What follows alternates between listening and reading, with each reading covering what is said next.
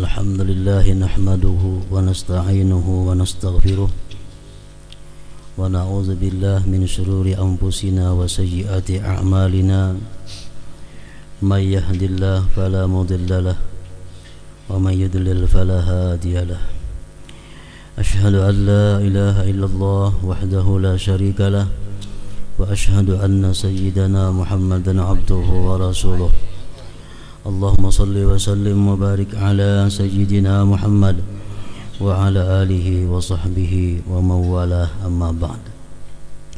Yang kita hormati dan kita cintai para habaib, para alim ulama, para muhibbin hadirin dan hadirat rahimakumullah. Pertama-tama puji syukur selalu kita haturkan kehadirat Allah Subhanahu wa taala atas berbagai macam anugerah nikmat yang selalu diberikan kepada kita, sehingga kita pada malam hari ini dapat berkumpul bersama-sama di tempat yang penuh berkah ini.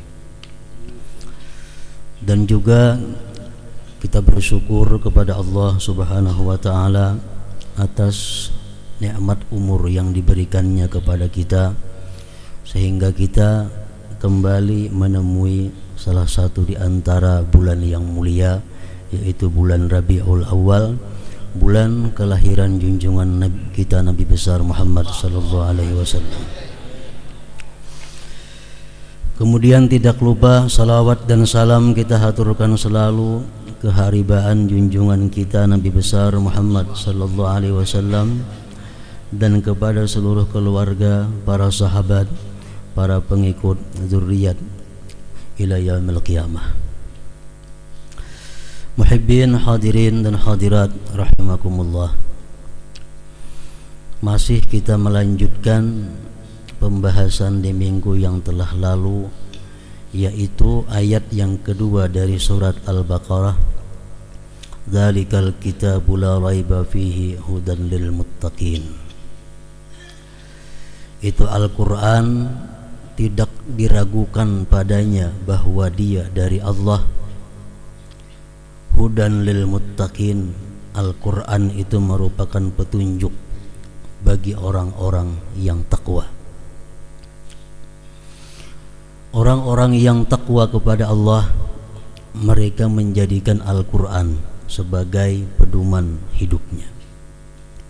Dan orang-orang yang beriman, kalau ingin menjadi orang yang takwa kepada Allah, maka mestinya Al-Quran dijadikan pedoman hidupnya. Pada minggu yang telah lewat, Al-Quran memberikan petunjuk kepada kita tentang makan, minum, berpakaian, berhias, kawin, rumah tangga, pergaulan dan lain sebagainya. Dan Al-Quran pun pula memberikan petunjuk bagi mereka-mereka yang bertakwa kepada Allah, bagaimana cara mencari penghidupan di alam dunia ini. Salah satu petunjuk Al-Quran kepada orang-orang yang beriman, yang ingin bertakwa kepada Allah, bagaimana mencari penghidupan di dalam dunia ini. Salah satunya Al-Quran memberikan petunjuk, wa ahallallahu al-bay'a wa harramar riba yamhaqullahu ar-riba wa yurbis sadaqat. Baqarah 275-276. Di sini Allah memberikan petunjuk kepada orang-orang beriman yang ingin bertakwa, bagaimana mencari sumber penghidupan atau rezeki. Allah memberikan petunjuk, wa ahallallahul bai'a, Allah telah menghalalkan jual beli. Wa harramar riba, Allah mengharamkan riba. Jadi jual beli atau perniagaan, perdagangan, salah satu petunjuk Allah kepada orang-orang yang beriman yang ingin bertakwa untuk mencari sumber penghidupan atau rezeki itu. Dan Allah melarang keras mencari rezeki dengan cara riba. Wa harramar riba. Yamhaqullahu riba wa yurbis sadaqat. Allah akan menghancurkan riba itu. Allah akan menghilangkan berkahnya riba itu. Wa yurbis sadaqat, dan Allah akan mengembangkan, menyuburkan sedekah. Ayat ini jelas memberikan petunjuk kepada kita bahwa riba itu tidak menguntungkan. Bahkan sebaliknya, riba itu menghancurkan. Allah Maha benar firman-Nya, yamhaqullahu riba. Allah menghancurkan riba. Jadi kalau kita berusaha mencari rezeki dengan jalan riba, pasti akan bangkrut usaha kita. Pasti tertinggal hutang. Itu sudah jaminan Allah. Kalau ada orang yang riba tapi rezekinya luas, kalau ada orang yang riba tapi hidupnya makmur, itu adalah merupakan istidrajun minallah, lanjuran daripada Allah Subhanahu wa taala.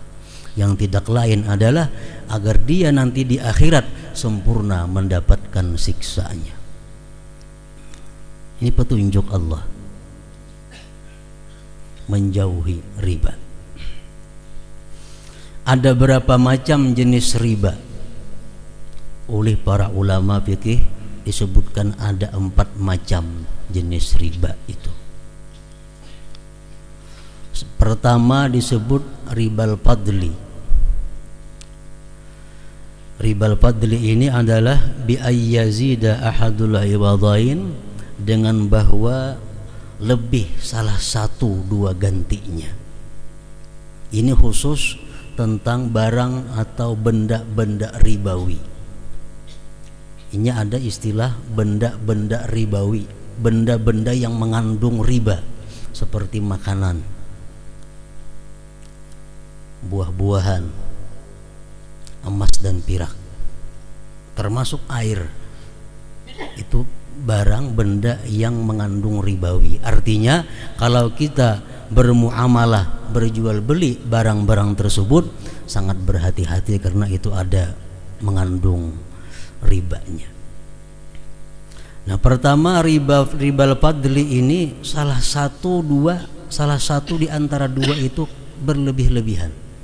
Umpamanya kita berhuruf baras tengah 2 balik ir dengan 1 balik unus. Nah, ini riba.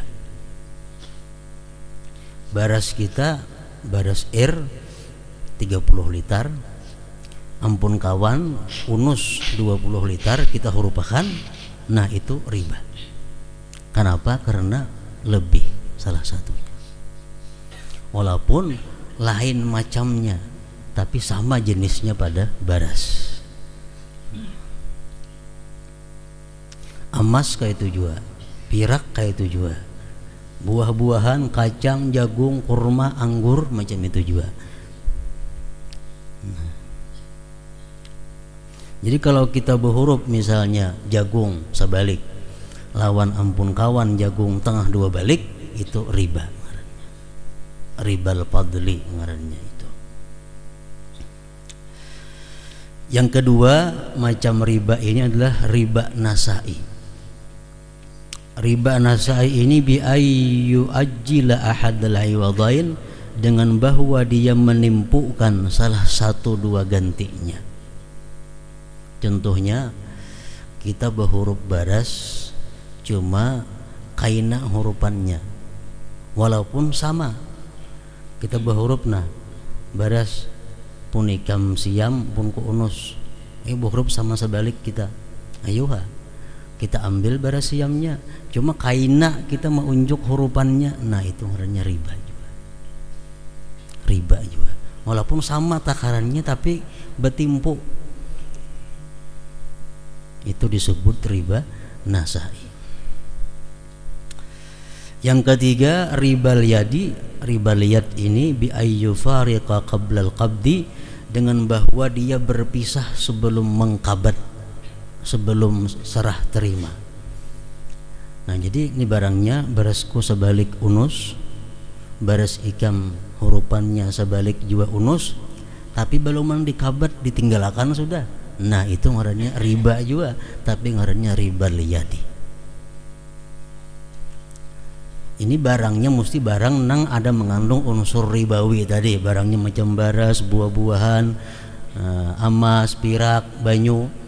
Lain baju, nah itu kada mengandung unsur ribawi. Misal baju berhuruf punika masalah lambar pun dua, itu kada apa-apa. Atau belah pacah kada apa-apa. Barang bangunan kada apa-apa. Itu kada mengandung unsur ribawi, kada mengandung unsur ribawi. Yang keempat, ribal qardi. Nah, riba hutang. Ini yang banyak kita lakukan. Kullu qardin jarra manfaatan lil muqrid. Tiap-tiap hutang yang ada manfaat bagi yang menghutangi, termasuk bunga, itu manfaat bagi yang menghutangi. Kita menghutangi orang duit 1 juta rupiah, tapi kendaraannya kita pakai hari-hari karena kita menghutangi lawan ingin 1 juta rupiah, itu riba, ribal qardi.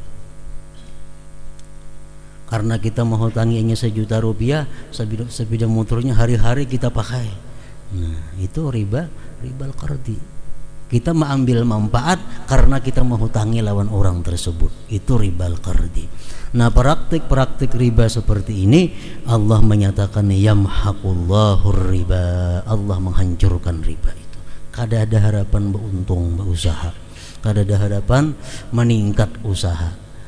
Bila kita melakukan riba tapi nyatanya usahaku meningkat, itu lanjuran dari Allah. Supaya apa? Supaya di akhirat kaina sempurna siksa didapatnya, makin berat lagi. Nah, jadi wa ahallallahu al-bai'a wa harramar riba, Allah menghalalkan jual beli dan mengharamkan riba. Kemudian perdagangan atau jual beli, Islam atau Al-Qur'an memberikan petunjuk kepada kita macam apa jual beli itu yang benar, macam apa jual beli itu yang diridai Allah, macam apa jual beli itu yang membawa kita masuk ke dalam surga. Al-Quran memberikan petunjuk, rijalul la tulhihim tijaratu wala bay'un an zikrillah wa iqamis salah wa ita'iz zakah ila akhir. Orang-orang yang tidak dilalaikan oleh perdagangannya daripada mengingat Allah. Orang-orang yang tidak dilalaikan oleh usahanya daripada undang-undang peraturan Allah. Orang-orang yang berusaha namun tidak terlewatkan sembahyang, zakat dan seterusnya. Nah, jadi artinya dalam berbisnis, dalam berusaha itu diperlukan satu, penjual ini ridha, yang membeli ridha, Allah selaku pengatur pun ridha. Kalau ketiga-tiganya ini ridha, maka usaha kita sesuai dengan petunjuk Al-Quran. Kita berusaha sesuai dengan huda, petunjuk. Berdagang, berusaha, jual beli, jangan sampai membuat kita melanggar hukum Allah.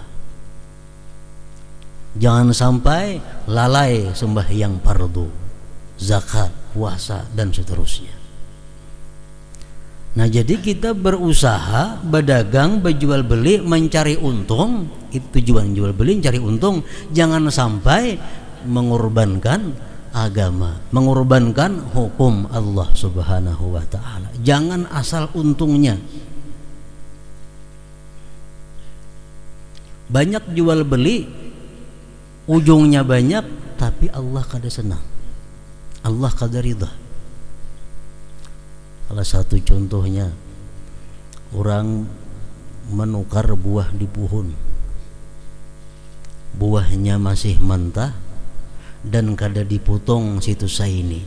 Itu praktik jual beli yang tidak sesuai petunjuk Al-Quran, tidak diridai Allah. Misal buah rambutan masih lagi hijau di pohon, datang orang berapa sepuhunan untuk karinya nah, biar tuang pohon sekian ratus ribu, jual tukar. Itu boleh asalkan situ saya ini diputik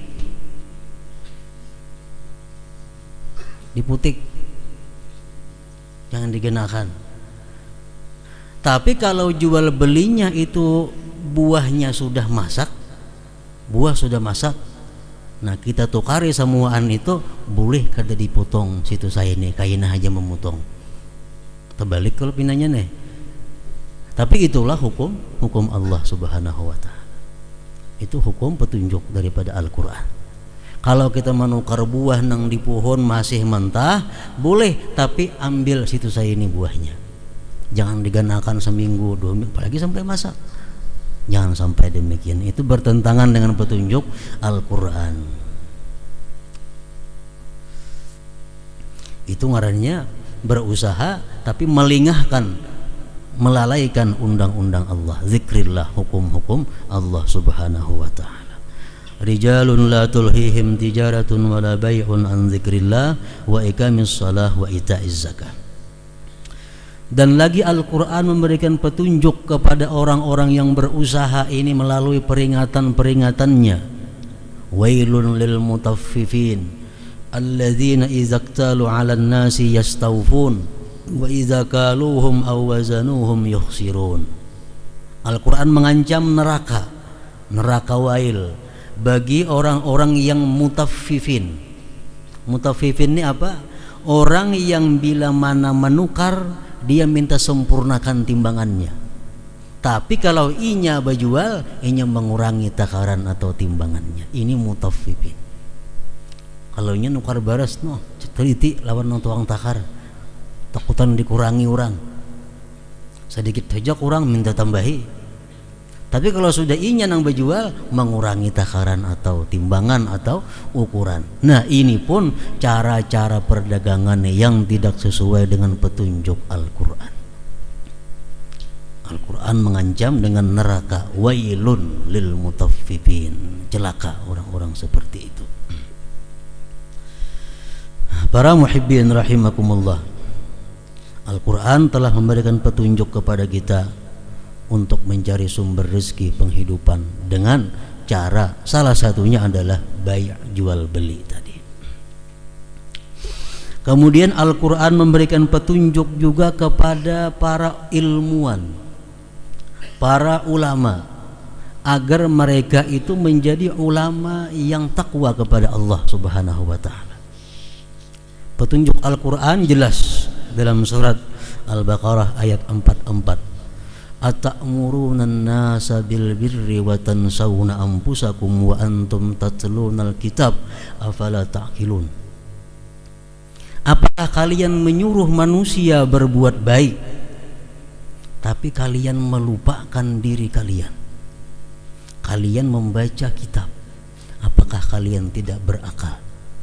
Nah ini peringatan Allah kepada para ulama, para orang-orang yang dakwah, mubalighin, yang menyuruh manusia berbuat baik, jangan sampai melupakan diri sendiri berbuat kebaikan. Kadang-kadang kita membacakan dakwah, ceramah, hadis Rasulullah, sembahyang witir itu 11 rakaat, itu sangat baik. Tapi seorang belum pernah sembahyang witir 11 rakaat. Sembahyang duha itu paling banyak 8 rakaat, fadilatnya ini. Seorang belum pernah menggawi sembahyang duha 8 rakaat. Nah ini ditentang oleh Al-Quran, jangan sampai demikian. Al-Quran memberikan petunjuk kepada para mubaligh ini, atamuruna an-nasa bil bir wa antum wa tansawna anfusakum wa antum tatlunal kitab afala ta'qilun. Cerita tentang hadis Rasulullah, tentang Al-Quran, bagaimana keutamaan sedekah, bagaimana keutamaan berwakaf, bagaimana keutamaan menyumbang, berbuat sosial. Tapi seorang kada pernah melakukan seperti itu. Nah ini ngarannya hanya bisa memadahi orang berbuat kebaikan tapi melupakan diri sendiri. Al-Quran memberikan arahan kepada para ulama jangan sampai demikian. Ulama itu antara ulama nang bakhil dengan ulama nang pemurah itu nampak kau membedakan. Sebab apa? Sebab ulama itu disuruh kalau dia berbuat sedekah terang-terangan. Jangan sembunyi-sembunyi. Kenapa? Pertama supaya diikut orang, kedua menghindari tuhmah bahwa dia ulama nang pemalar. Jadi kalau ada ulama kada terdengar bersedekah, pemalar ulamanya itu. Bukan jadinya baik bersembunyian, kada. Untuk ulama itu baik terbuka. Supaya menghilangkan sangka-sangka dan agar ditiru dicontoh oleh orang. Nah, perbuatan yang baik-baik apapun ibadah bagi seorang panutan itu lebih baik terbuka. Nah lain hal orang-orang umum kalau bersedekah lebih baik sembunyi, itu lebih baik bagi mereka. Kabura maqtan 'indallah an taqulu ma la taf'alun. Firman Allah, Allah sangat murka, Allah sangat marah. Kemarahan yang besar di sisi Allah bahwa kalian itu mengata sesuatu yang tidak kalian perbuat. Nah ini petunjuk Al-Quran untuk para ilmuwan, untuk para ulama, untuk para da'i muballighin agar mereka jangan terlepas daripada petunjuk Al-Quran itu. Kemudian lagi Al-Quran memberikan petunjuk kepada para penguasa, para pejabat-pejabat yang mengurusi manusia, yang mengurusi rakyat, agar mereka ini menjadi seorang pejabat yang takwa, agar menjadi seorang pejabat yang mulia di sisi Allah Subhanahu wa taala. Al-Quran memberikan pelajaran kepada mereka, memberikan petunjuk kepada mereka. Apa kata Al-Quran? Wa aufu bil ahdi innal ahda kana mas'ula. Sempurnakan, tepati janji-janji kamu. Tepati janji. Janji itu nanti akan dipertanggungjawabkan di hadirat Allah Subhanahu wa taala. Innal ahda kana mas'ula. Saudara-saudara kita, kawan-kawan kita nang jadi DPR, kampanye janjinya macam apa? Nang jadi bupati, gubernur, presiden, janji-janjinya macam apa? Innal ahda kana mas'ula. Nanti di hadapan Allah, Allah minta pertanggungjawaban janji-janji itu. Jadi kasihan saudara-saudara kita yang menjabat jabatan tersebut kalau mereka tidak bisa menunaikan janji-janji itu. Berat di sisi Allah pertanggungjawaban janji itu. Sayyidina Umar waktu menjadi khalifah, beliau berkata, andai kata seekor himar mati kelaparan di negeriku ini, aku takut tanggung jawab di hadirat Allah Subhanahu wa taala. Seekor himar, binatang nang mati kelaparan, aku takut di sini kena tanggung jawabnya di hadirat Allah Subhanahu wa taala. Apalagi manusia nang kelaparan. Nah, ini Al-Quran memberikan petunjuk supaya apa? Supaya para pejabat-pejabat, orang yang mengurusi rakyat ini bisa selamat, bisa mendapatkan kemuliaan yang besar di sisi Allah Subhanahu wa taala. Para pejabat-pejabat yang benar-benar menjalankan hukum Allah, itu satu hari mereka itu nilainya sama dengan ibadah kita 60 tahun. Orang-orang yang jadi DPR, kalau mereka bujur-bujur sesuai dengan hukum Allah mereka jalankan dalam keadaan tugas itu, satu hari mereka itu nilainya lebih baik daripada ibadah kita 60 tahun. Tapi satu hari saja mereka berbuat dosa lebih jahat daripada maksiat kita 60 tahun.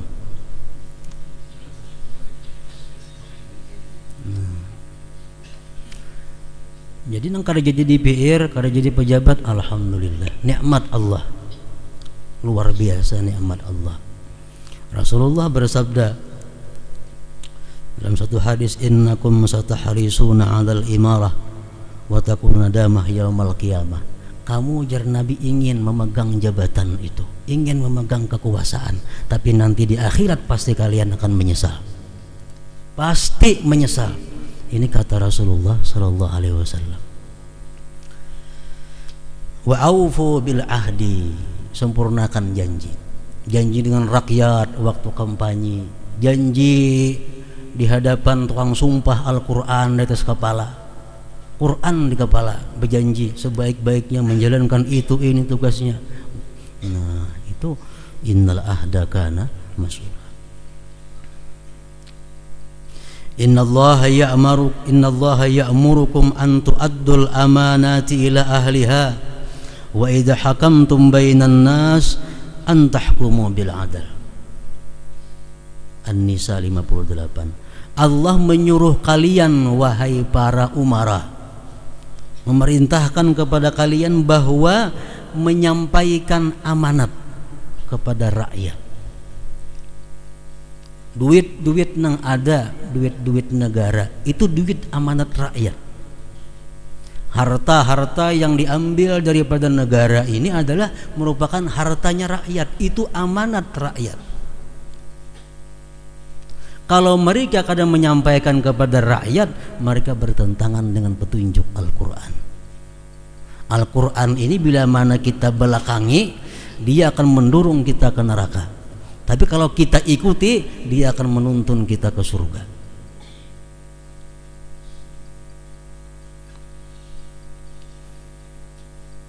Innallaha ya'murukum an tu'addul amanat ila ahliha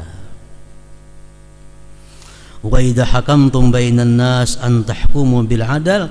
Bila mana kamu menghukumkan, memberikan satu keputusan kepada manusia, berilah keputusan yang adil, yang sesuai pada tempatnya. Nah ini petunjuk Al-Quran. Jadi kada ada alasan lagi untuk mereka-mereka yang jadi pengusaha, mereka-mereka yang jadi ulama, mereka yang jadi penguasa, kada ada alasan kekurangan petunjuk. Al-Quran jelas memberikan petunjuk, memberikan pedoman kayak apa jadi penguasa yang baik, kayak apa jadi ulama yang baik, kayak apa jadi pengusaha yang baik, yang sesuai dengan huda, petunjuk dari Allah Subhanahu wa ta'ala.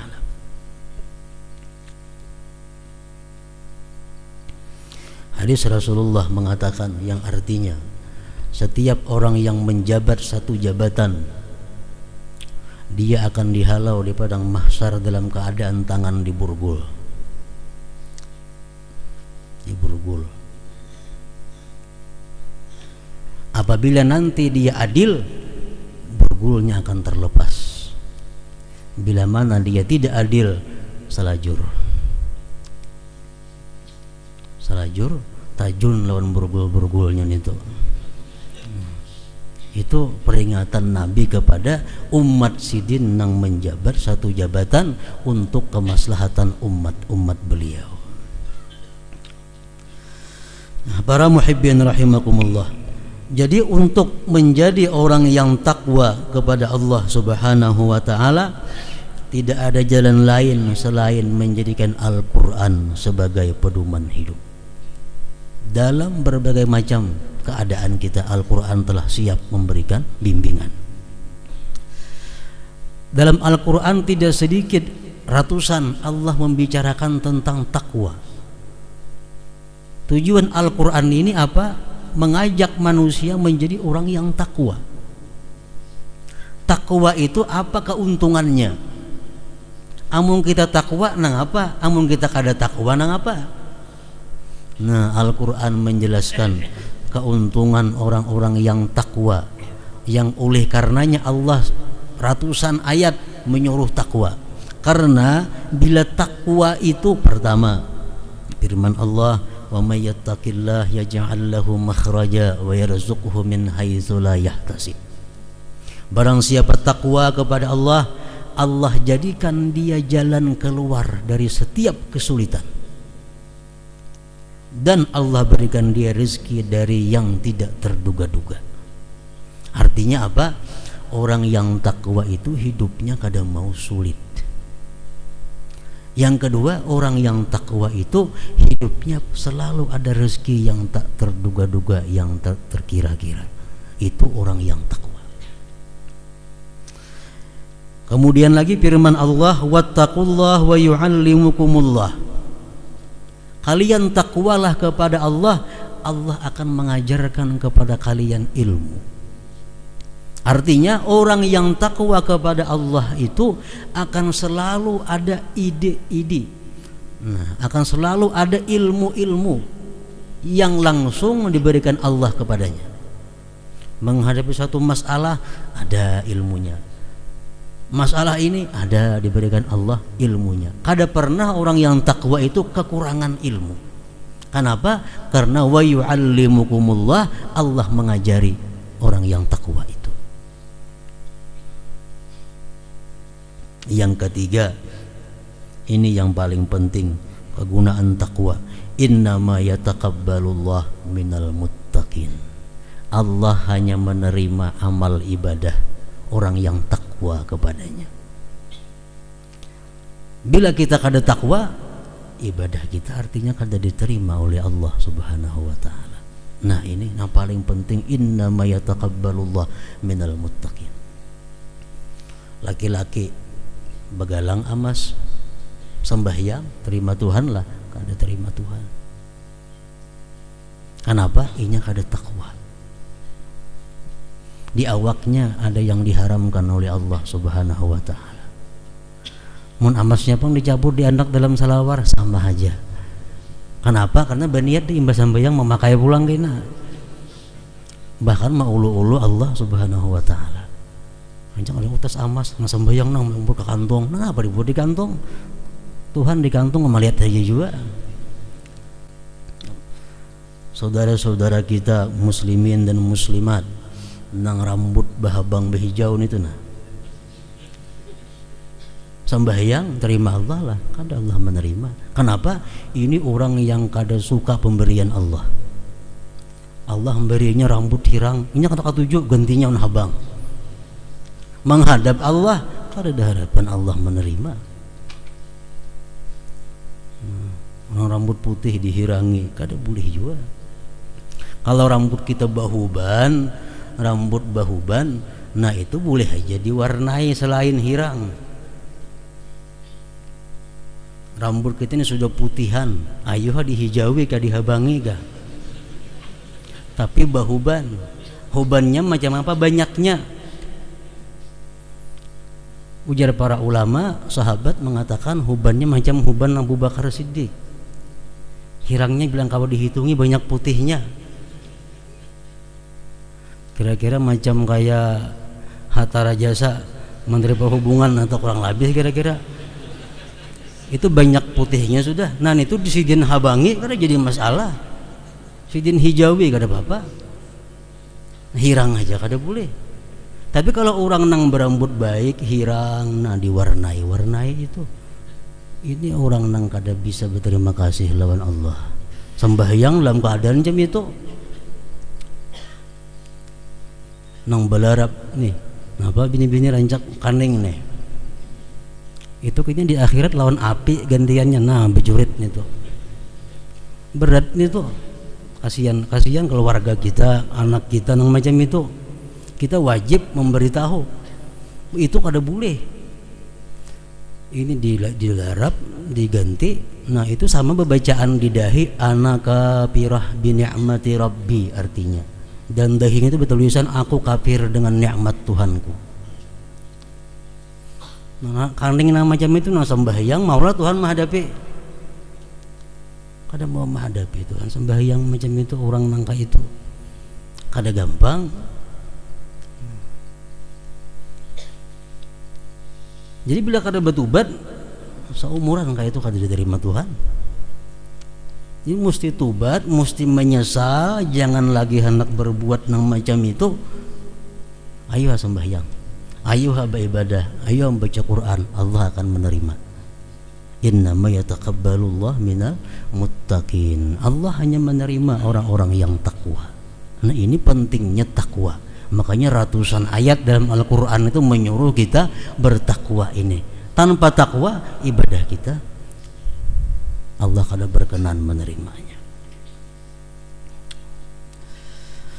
Dan lagi orang-orang yang takwa ini selalu menang dalam masalah yang dihadapinya. Orang yang takwa kada akan kalah, baik dunia atau akhirat. Kenapa? Sebabnya karena wattaqullah wa'lamu annallaha ma'al muttaqin. Takwalah kepada Allah dan ketahui bahwa Allah beserta orang-orang yang takwa. Kalau orang beserta Allah ini bisa kalah, kayak apa jadinya? Orang yang beserta Allah kada akan kalah, selalu dapat kemenangan baik dalam dunia atau di akhirat. Itu orang yang takwa. Dan akhirnya apa? Wa jannatin arduhas samawati wal ardh uiddat lil muttaqin. Surga yang seluas langit dan bumi ini disediakan lil muttaqin, bagi orang-orang yang takwa. Kalau beriman kada cukup. Kalau mengandalkan iman aja belum cukup untuk mendapatkan surga. Kenapa? Karena ujar Nabi, al-iman uryan, ilman itu bertelanjang. Walibasuhu taqwa, pakaiannya adalah takwa. Pakaian iman itu adalah takwa. Untuk menjadi orang yang takwa kepada Allah Subhanahu wa taala, kada ada jalan lain selain daripada memegang Al-Qur'an. Mencari pedoman hidup dalam Al-Qur'an. Cari aja Al-Qur'an, semuaan ada. Apa yang kita perlukan dalam kehidupan ini. Nah, selanjutnya walladzina yu'minuna yu'minuna bil ghaib wa yuqimunas shalah wa mimma razaqnahum yunfiqun. Li hadratin Nabi sallallahu alaihi wasallam. Al-Fatihah. Iyyaka na'budu wa iyyaka nasta'in. Ihdinas siratal mustaqim.